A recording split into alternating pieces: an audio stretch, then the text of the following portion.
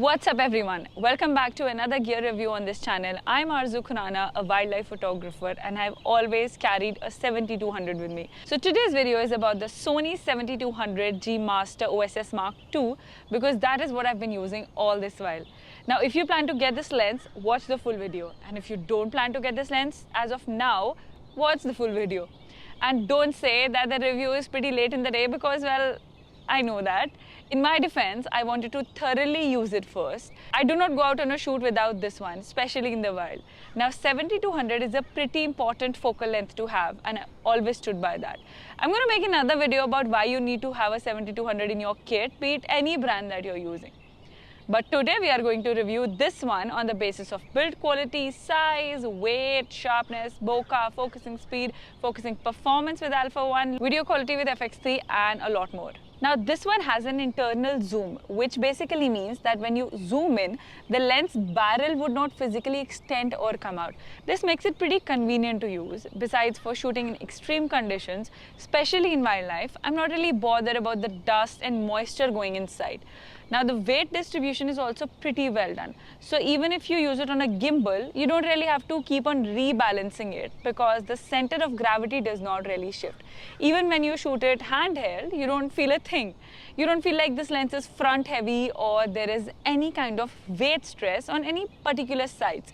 This lens is about 1045 grams, that's just above a kilo. Convenient to handhold, easy to shoot, stable with the lightest beanbag that you have.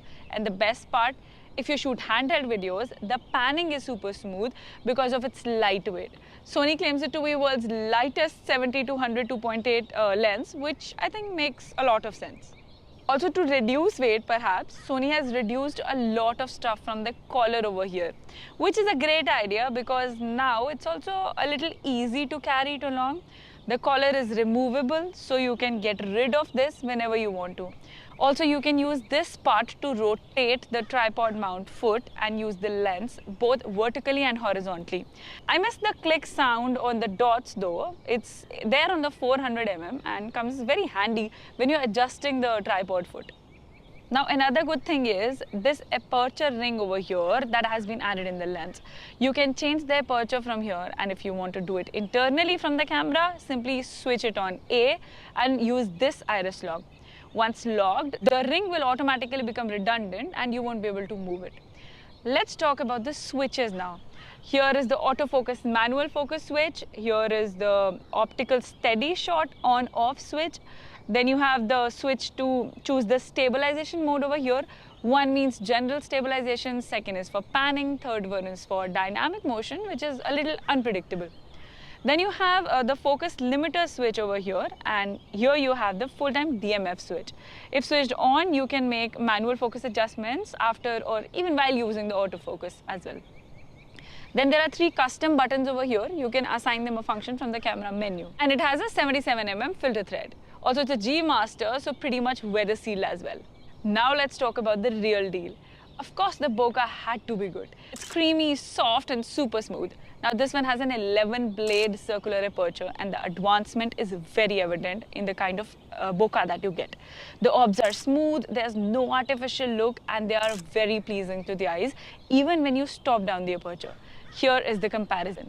Look at the circles in the bokeh. Proper and consistent. I mean, there is a different feel to the bokeh altogether. Personally, I feel this is perfect for close portraits, be it human or not. Image quality.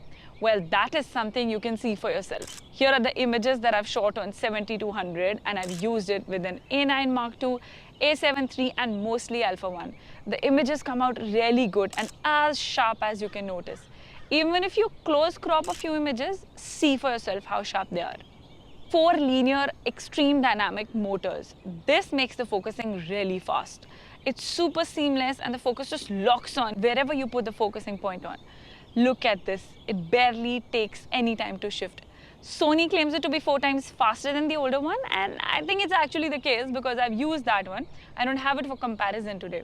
Another good thing here is there's minimal or actually no focus shifting, I would say. Once you lock your focus and then zoom in or zoom out, there won't be any change or any kind of shift in the focusing plane. Now the minimum focusing distance of this lens is one of my favorite features of the lens by far.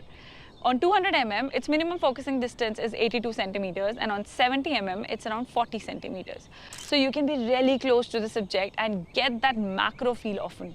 Look at the details over here. Don't miss the reflection of my ATR special Hilux in the eyes of this baby. Look at the details over here. I've cropped the image over here, still the details are pretty good and pretty much on point. Okay, there you go. I clicked this one with 1.4 TC and the image came out fine. Of course, there's a slight loss of quality, but that has to be there when you add an extra piece of glass. Personally, I don't use TCs a lot, but even when you throw in a TC like occasionally, I think this lens can handle it pretty well. Here is the focusing test with the teleconverter. It wasn't very different from the one without the TC. I think in both the times, the focusing was pretty much maintained on the subject. I won't deny that you compromise a few abilities of the gear when you add in a TC, extra piece of glass, but there are always give and takes. So for the amount of reach that you get, it's definitely worth it. I use it for videos too, and I do that a lot. This is with FX3 and I love the quality. Now, because this is an extremely lightweight lens, it's always easier to manage and hand hold it with or without a gimbal.